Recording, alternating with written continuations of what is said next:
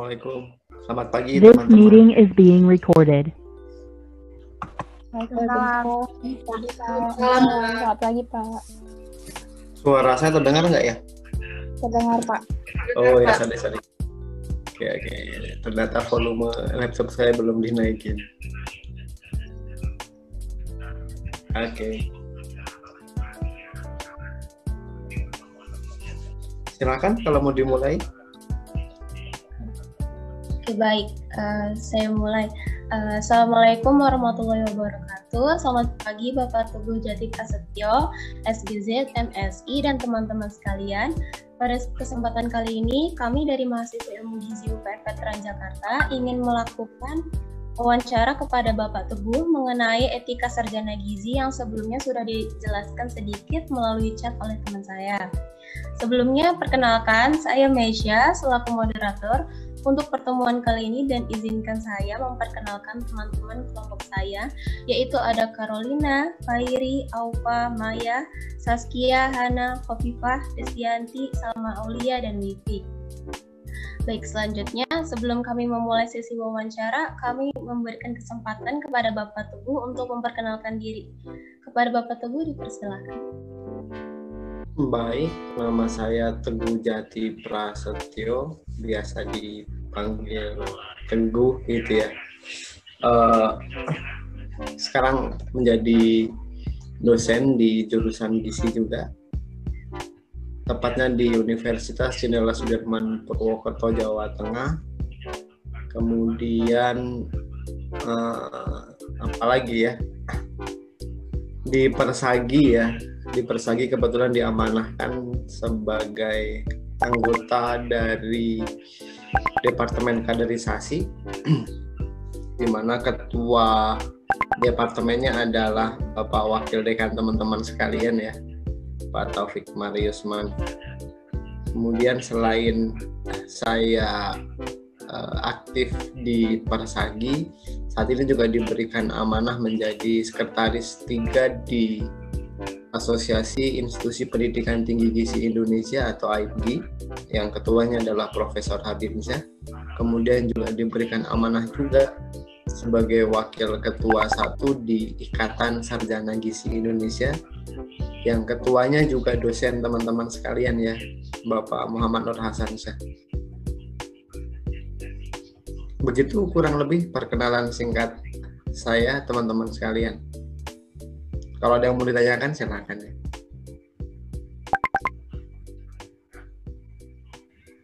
Gimana teman-teman? Ada yang kurang atau tidak? Sudah berkeluarga, anaknya 2, punya banyak kelebihan ya, terutama kelebihan berat badan. Soalnya hobi saya lari sama angkat beban. Tiap pagi lari dari kenyataan. Kalau sore angkat beban ya, angkat beban hidup. Oke, silakan teman-teman. Baik Pak, terima kasih Bapak. Oke, selanjutnya langsung kita mulai saja untuk wawancara pertama, yaitu Carolina, dipersilahkan. Ya, baik, terima kasih moderator. Sebelumnya, apakah suara saya terdengar jelas, Pak?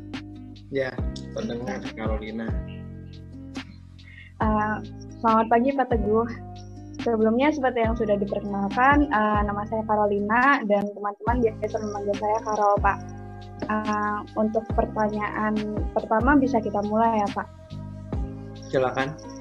Saya jadi deg-degan kayak lagi ujian skripsi. Jadi untuk pertanyaan pertama ini sebenarnya sesuatu yang kami sebagai mahasiswa gizi itu juga masih bingung sih Pak.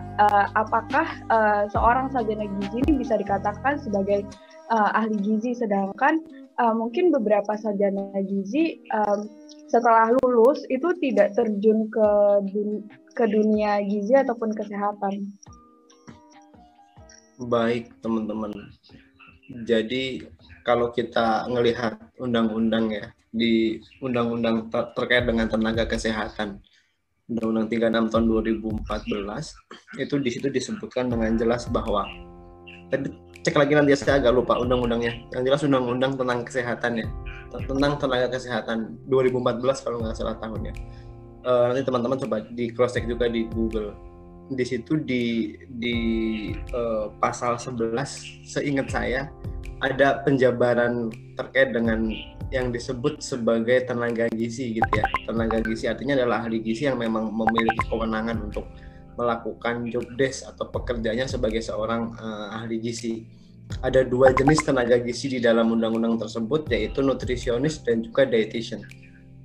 Jadi sudah jelas ada nutrisionis, ada dietitian. Bedanya apa? Bedanya adalah ketika nutrisionis itu memang lebih diarahkan ke arah preventif, promotif, pencegahan ya di masyarakat. Kemudian kalau dietitian itu lebih diarahkan ke kuratif dan juga rehabilitatif.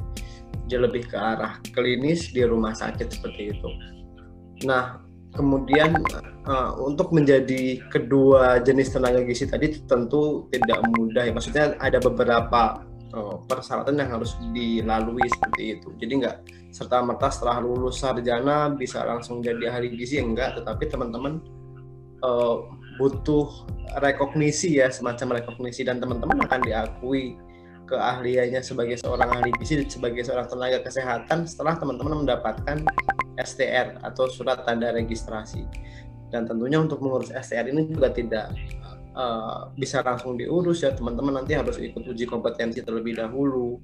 Teman-teman harus mendaftar sebagai anggota OP atau organisasi profesi terlebih dahulu, baru bisa mengajukan syarat untuk lulus atau untuk memperoleh STR atau surat tanda registrasi.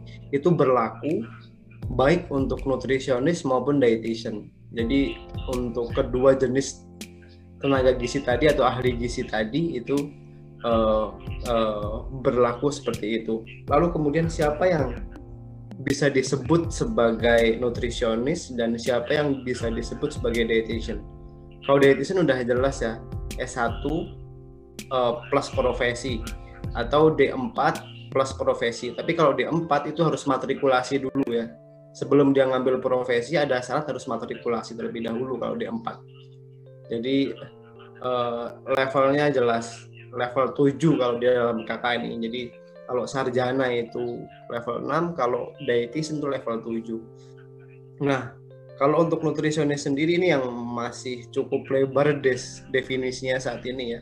Terakhir itu didefinisikan di KMK Keputusan Menteri Kesehatan tahun 2020, teman-teman bisa cek kayak gitu ya.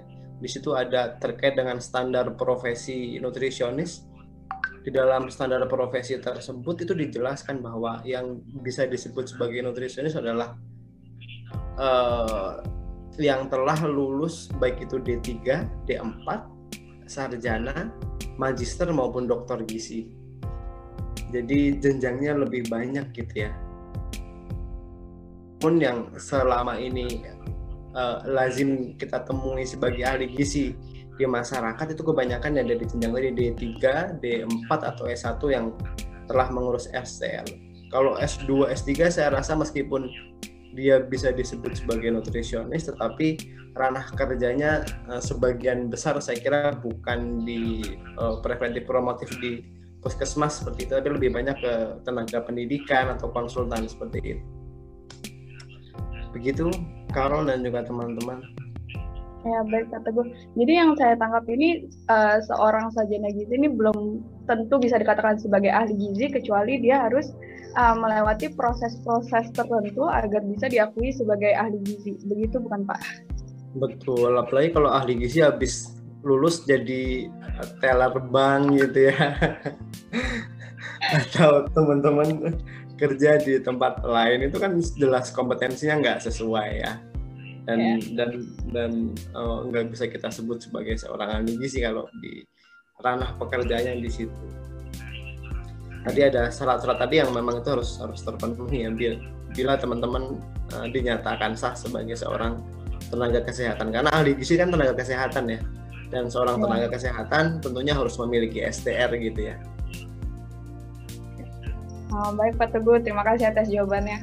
Lalu untuk pertanyaan kedua nih Pak, jadi kan bisa kita simpulkan bahwa sarjana gizi ini belum dapat dikatakan sebagai ahli gizi. Nah, untuk dari segi etika sendiri Pak, apakah ada perbedaan etika dari sarjana gizi dan ahli gizi? Lalu adakah aturan tertulis untuk rujukan dari sarjana gizi Pak?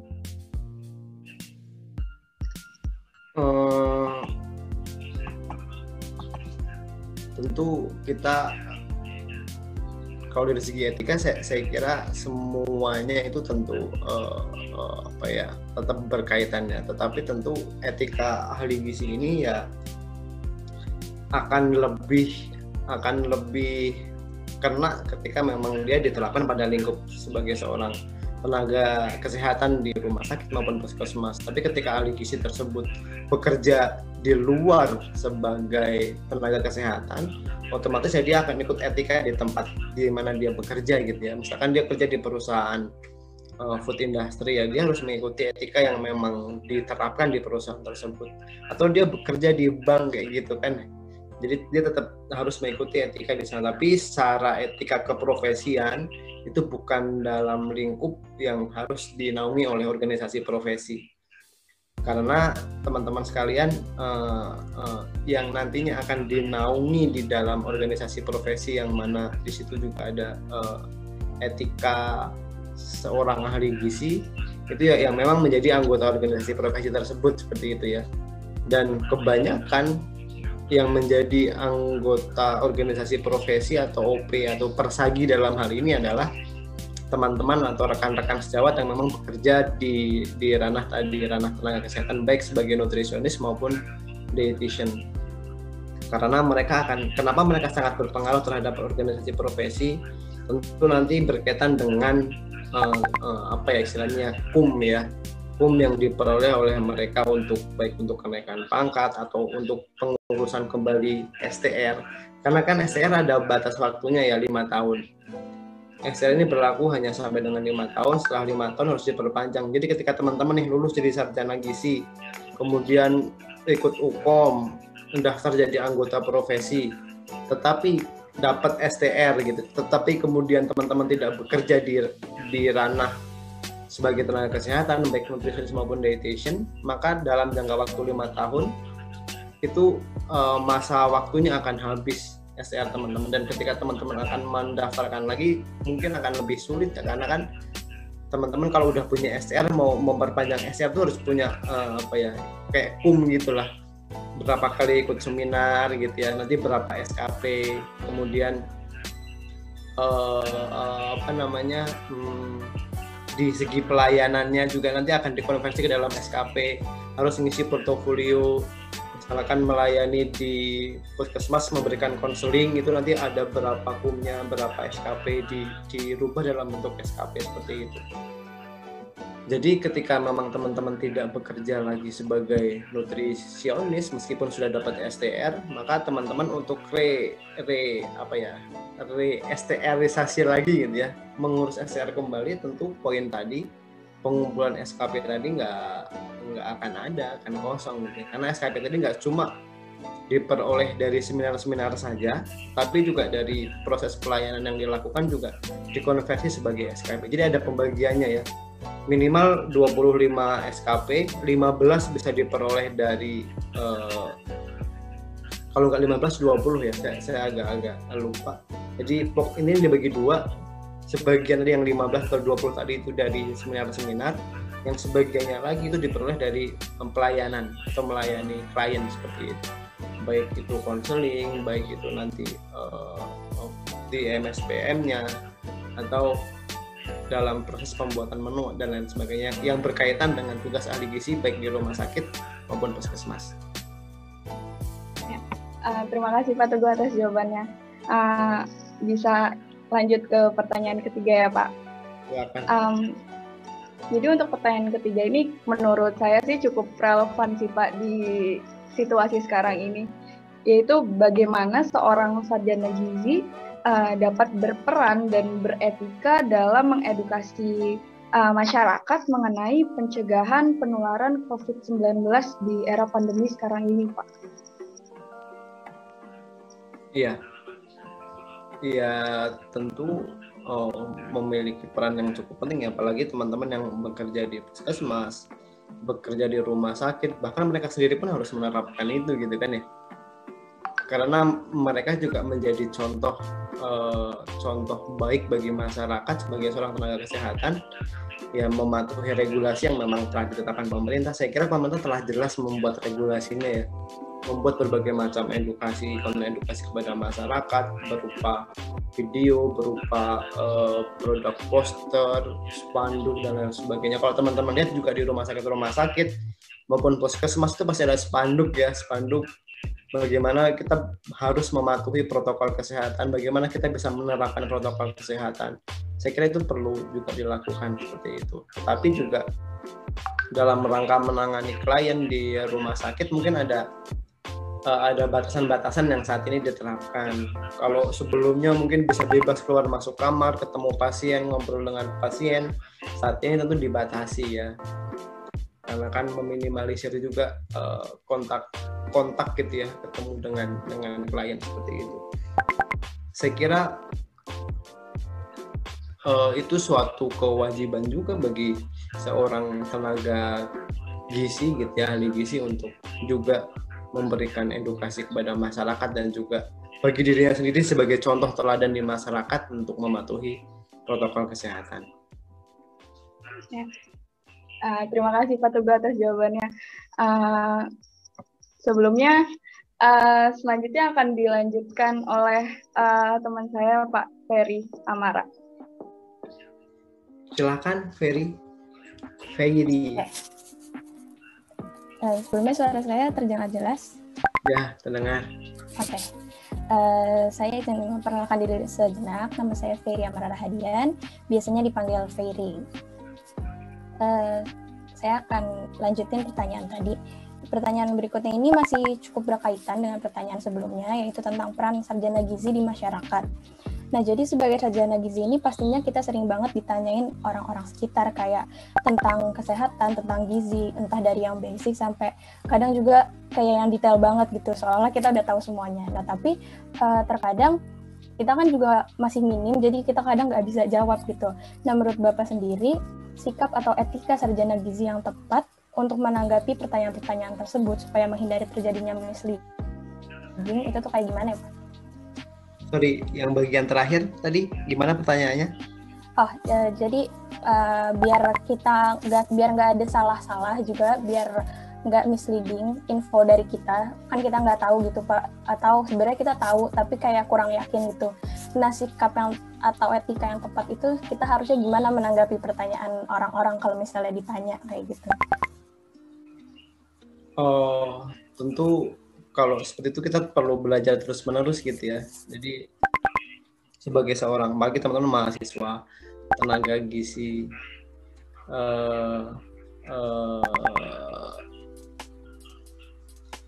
tentunya nanti harus selalu belajar kayak gitu ya. Jadi ketika memang teman-teman harus terjun di masyarakat, menghadapi berbagai macam pertanyaan di masyarakat ya, ini adalah kemampuan teman-teman nanti untuk bagaimana belajar update pengetahuan, kemudian belajar juga cara berkomunikasi dengan masyarakat. Saya kira juga teman-teman saat ini ya, nggak tahu udah dapat atau belum, teman-teman pasti diajari mata kuliah komunikasi kan ya.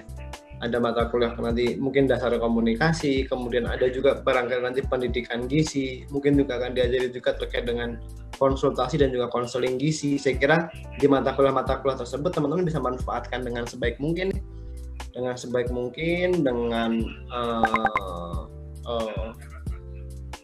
kasus-kasus yang mungkin teman-teman rasa akan ditemui di masyarakat, silahkan dibahas tuntas di situ seperti itu. Saya kira ketika kita memiliki sering baca, sering update informasi, kemudian juga sering bergaul dengan banyak orang, itu untuk menghadapi pertanyaan-pertanyaan dari masyarakat, saya kira akan menjadi hal yang mudah gitu ya bagi teman-teman untuk bisa mengcounter hal tersebut. Gitu kurang lebih Ferry. Okay. Kalau ada mau diperjelas lagi silakan. Ya, jadi berarti kalau misalnya ada yang bertanya gitu, seandainya kita kurang tahu, kita lebih baik bilang aja atau nyoba jawab atau kayak gimana Pak menurut Bapak? Kalau misalkan teman-teman nggak yakin belum tahu ya di ini saja ya, teman-teman bisa menyampaikan bahwa mohon maaf untuk hal ini saya belum mengetahui lebih detail, barangkali saya akan coba konsultasikan dulu dengan rekan sejawat saya atau senior saya. Setelah saya dapat jawabannya, nanti saya akan sampaikan kembali ke Bapak atau ke Ibu. Gitu barangkali akan lebih polite ya, lebih sopan ya. Iya. Jadi kalau memang nggak tahu ya jangan dipaksakan untuk menjawab teman-teman sekalian. Oke Pak. Baik, mungkin saya langsung lanjut ke pertanyaan berikutnya ya Pak. Pertanyaan berikutnya ini juga masih contoh kasus gitu Pak.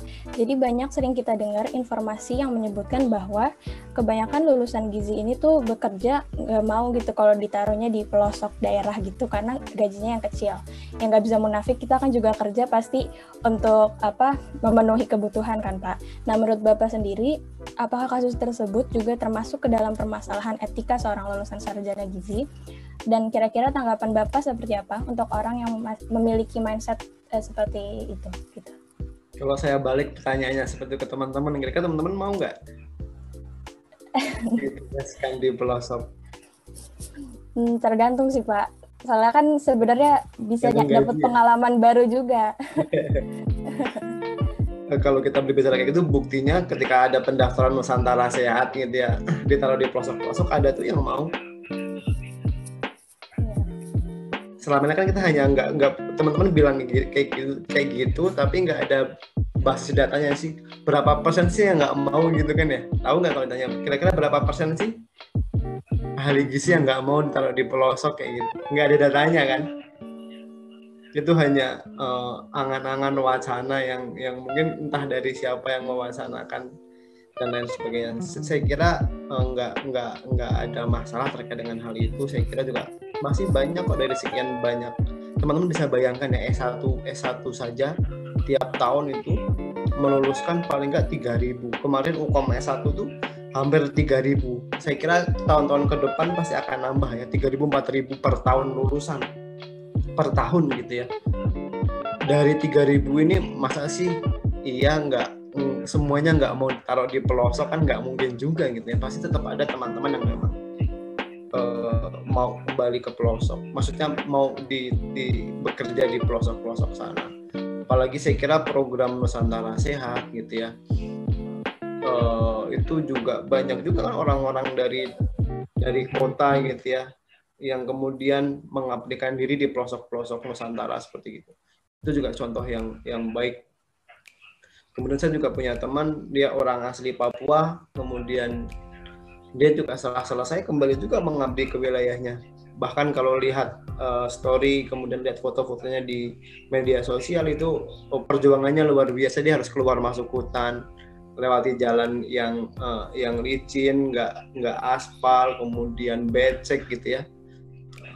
Hanya untuk ketemu, misalkan ngasih obat gitu ya, ngasih vitamin, imunisasi kepada anak-anak yang ada di pelosok seperti itu. Saya kira itu tidak bisa kita generalisir, mungkin hanya ada oknum-oknum tertentu saja yang tidak mau seperti itu. Dan saya kira yang nggak mau ya teman-teman juga punya pilihan kan, sebetulnya kan teman-teman juga punya pilihan, apakah teman-teman nanti akan mengabdi bekerja jadi nakes di pelosok atau jadi di rumah sakit, atau bahkan teman-teman mau wirausaha, itu juga pilihan teman-teman seperti itu. Oke Pak, jadi nggak bisa langsung kita cap gitu aja ya, kayak etikanya nggak sesuai, tapi lebih ke pilihan mereka masing-masing, karena sebenarnya jadi sarjana gizi juga bukan itu aja kan bidangnya, bisa membantu di bidang-bidang lain ya kan Pak? Betul. Ya, oke. Sekarang untuk pertanyaan terakhir ya Pak, kira-kira apakah Bapak sendiri ada saran bagi para sarjana gizi saat ini untuk selalu dapat mengatasi permasalahan gizi yang ada sesuai dengan etika yang tepat? Dan menurut Bapak sendiri, etika seperti apa sih yang sebenarnya diharapkan untuk selalu dimiliki para sarjana gizi ke depannya? Etika itu kan berkaitan dengan karakter ya, habit, pembiasaan yang memang itu biasanya sudah tertanam sejak awal di dalam diri seseorang masing-masing seperti itu ya. Jadi saya kira untuk jadi seorang ahli gizi yang baik, yang berkualitas, yang berkompeten, yang mampu mengabdi dengan baik di masyarakat, itu nggak cuma butuh dia jadi etika ketika dia lulus, tapi bagaimana juga ketika dia kuliah itu juga sudah mulai menerapkan prinsip-prinsip etika, karakter yang baik dalam belajar kayak gitu ya. Kalau menurut teman-teman, kira-kira ketika teman-teman sedang belajar mendengarkan dosen tapi teman-teman mengerjakan tugas yang lain, itu beretika apa enggak kira-kira? Kalau kayak gitu. Enggak Pak, kurang menghargai dosen yang sedang mengajar. Iya, tapi barangkali kalau saya tanya ke teman-teman, ada nggak yang kayak gitu? Ada. Ada kan? Nah, ini contoh kecil ya. Contoh kecil, hanya sebagian kecil dari etika yang barangkali ada saat ini. Jadi ketika teman-teman saat ini saja belum bisa menerapkan etika dengan baik, gimana nanti ketika teman-teman sudah terjun di lapangan, akan menghadapi banyak orang dengan karakter yang berbeda-beda, tentu ini juga akan jadi salah satu hal yang menjadi concern seperti itu ya. Jadi saya kira teman-teman perlu juga menerapkan etika dari sekarang, mulai dari hal yang kecil, tepat waktu gitu ya, kemudian bagaimana teman-teman belajar untuk menghargai orang, berkomunikasi dengan orang, hal-hal kecil, mengucapkan terima kasih, mengucapkan tolong, maaf bila salah, itu kan hal kecil sebetulnya ya, tetapi itu akan jadi satu hal yang besar ketika nanti teman-teman hidup di antara masyarakat, hidup di antara orang-orang. Dan ini jadi modal yang baik juga, penting juga yang harus dimiliki oleh seorang ahli gizi ke depannya. Jadi saya kira mulai dari saat ini teman-teman sudah bisa tuh mulai menerapkan etika-etika dalam belajar, dalam bergaul dengan teman-teman, dalam berkomunikasi. Kalau dari sekarang sudah dibiasakan, sudah bagus, membentuk satu habit yang baik, karakter yang baik, saya kira ke depan nggak akan ada lagi tuh masalah terkait dengan etika di dalam diri seorang ahli gizi. Dan tentunya juga hal kecil lainnya yang mungkin menjadi concern, karena beberapa waktu lalu saya pernah ada kegiatan webinar ya. The recording has stopped. Kami mengundang ahli This meeting gizi. is being recorded. Jadi ada webinar, kami mengundang ahli gizi dari salah satu puskesmas. Kemudian ketika beliau menyampaikan materi, oke, nggak ada masalah, tapi hari berikutnya itu ada masalah terkait dengan etika juga teman-teman sekalian. Jadi ternyata materi yang beliau sampaikan itu sama persis dengan materi yang dikasih dari suatu organisasi seperti itu ya. Satu organisasi sosial lah, bukan organisasi profit. Dan kemudian ini diprotes gitu ya, organisasi ini memprotes kepada DPP sehingga kemudian adalah masalah etika di situ. Nah, hal-hal kayak gini kan juga saya kira relevan juga ya ketika teman-teman membuat tugas nyontek gitu ya, plagiarisme dari temannya, kemudian atau nanti teman-teman membuat skripsi, teman-teman ada plagiarisme juga, ngambil dari skripsi orang lain. Ini juga perlu menjadi concern yang perlu untuk kita garis bawahi juga seperti itu ya. Meskipun barangkali sebetulnya teman-teman bisa juga untuk menghindari plagiarisme dalam membuat tugas, menulis jurnal maupun membuat skripsi, kan sekarang banyak tools yang bisa digunakan ya untuk cek plagiarisme, sehingga ketika memang teman-teman merasa ini kok banyak plagiarismenya, teman-teman bisa bukan ini ya, tapi istilahnya apa ya, tiba-tiba saya lupa, membuat bahasa menjadi berbeda kayak gitu ya. Intinya konsepnya sama, memparafrasekan. Nah ini memparafrasekan. Jadi yang ingin teman-teman sampaikan itu sebenarnya sama dengan literatur, tetapi teman-teman menggunakan bahasa sendiri. Misalkan di sana bahasanya positif, teman-teman buat jadi negatif. Mengerjakan jadi dikerjakan kayak gitu kan, itu udah akan jadi hal yang berbeda kayak gitu ya. Jadi teman-teman bisa memparafrasekan hal seperti itu, dan ini juga plagiarisme ini juga jadi salah satu concern juga bagi kami di dunia pendidikan gitu ya, untuk bisa mengatasinya. Dan kalau di rumah sakit, di puskesmas, etika yang lain yang perlu diterapkan juga adalah teman-teman tentu pasti nanti akan banyak berhubungan juga dengan dengan sales produk gitu ya, yang mana menjanjikan nanti kamu kalau bisa jual susu ini sampai dengan sekian kayak gitu, misalkan akan ada bonus dan lain sebagainya.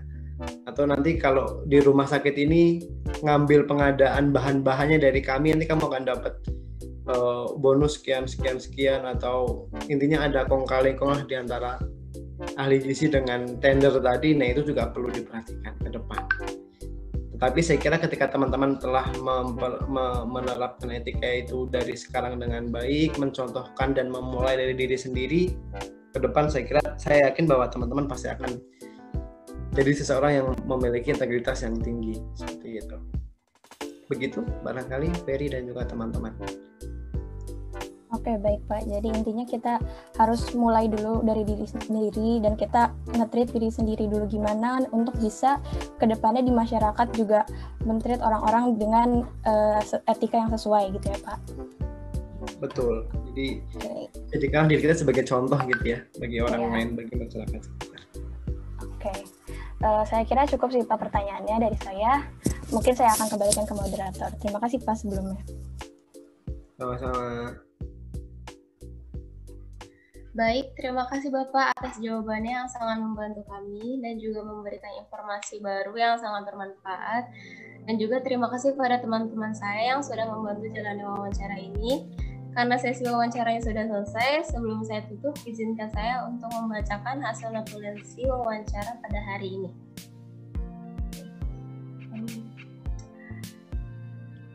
Yaitu dari ada 2 jenis nutrisionis, lebih diarahkan dalam preventif, promotif, pencegahan, dan dietisien, lebih ke arah klinis dan rehabilitatif.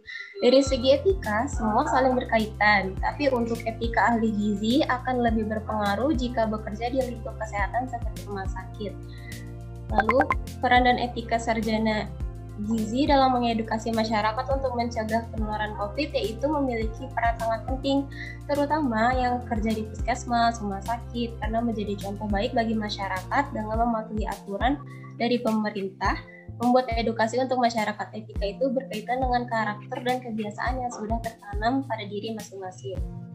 Lalu untuk menjadi ahli gizi yang kompeten itu dari kuliah harus sudah bisa menerapkan prinsip-prinsip etika, sikap yang tepat bagi sarjana gizi untuk menanggapi pertanyaan dari masyarakat yang mereka belum tahu jawabannya, yaitu dengan belajar terus-menerus. Jadi seperti sering membaca, berkomunikasi, bergaul dengan orang yang memudahkan kita dalam menjawab pertanyaan tersebut. Baik Bapak, sebelumnya kami izin melakukan dokumentasi terlebih dahulu. Silakan.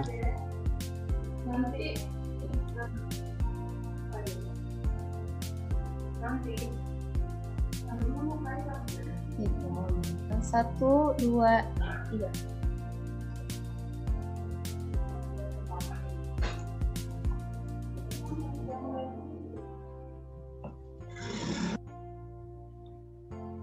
Baik, sudah. Karena seluruh rangkaian sudah selesai, saya akhiri sampai di sini ya Pak. Saya selaku moderator mohon maaf apabila ada kekurangan dalam berkata. Juga kami sebagai tim berterima kasih kepada Bapak karena telah meluangkan waktunya di pagi hari ini. Karena sesi wawancaranya sudah selesai, jadi terima kasih Pak, sepertinya sudah. Warahmatullahi wabarakatuh. Waalaikumsalam warahmatullahi wabarakatuh. Baik, terima kasih teman-teman, sehat selalu, izin live ya. Terima kasih banyak Pak. Terima kasih ya Pak. Sama-sama.